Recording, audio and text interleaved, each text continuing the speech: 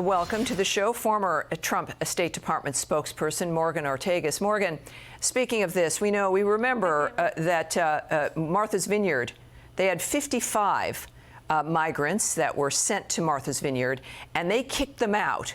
Well, I think it was within a 24-hour period of time because they couldn't absorb the 55. This an area that welcomes thousands of people during a season.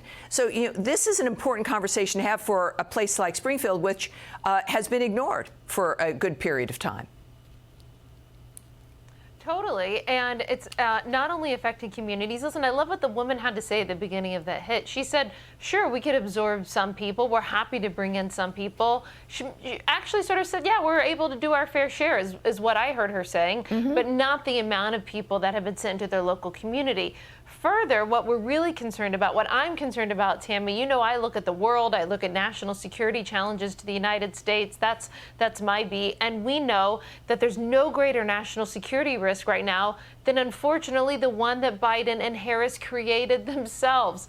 And that is the catastrophe at our southern border. I've called it for a long time an open and undefended border. And Tammy, those things are still accurate, but really it's actually not open in the sense that somebody does have control over it. And it's not us, it's the cartels. Right. I just got back. I was there Monday and Tuesday. I took my friend Lara Trump, Pam Bondi, the former Florida Attorney General. I took them to the southern border in Yuma, Arizona, because I wanted them to see it for themselves. And what's so striking when you're there is that you realize, you know what?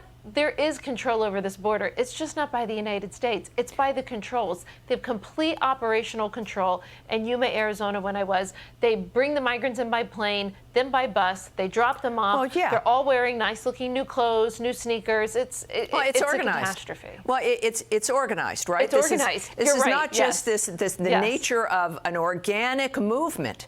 This is organized, and we have, I think we've got some time. I want you to hear the ex-Border Patrol chief accusing the Biden administration of suppressing information on migrants with potential terror ties. Listen to this. So they basically were telling you to lie to the American people and cover it up on their behalf. Is that an accurate description? I think it's pretty accurate. They wouldn't allow us to put out any information. It was very frustrating knowing what was going on, knowing that there were large gaps in the border coverage, and that there were real threats there that we weren't able to address, and that there were real threats entering our country. And who was telling you to do that? It came through my headquarters, Border Patrol headquarters. Morgan, it's one thing to open this border, but why would you deliberately want to keep the American people in the dark? We just have a few seconds here. Because you don't want them to know the truth. You don't want them to know how bad your policies are and that your policies lets known terrorists into the country.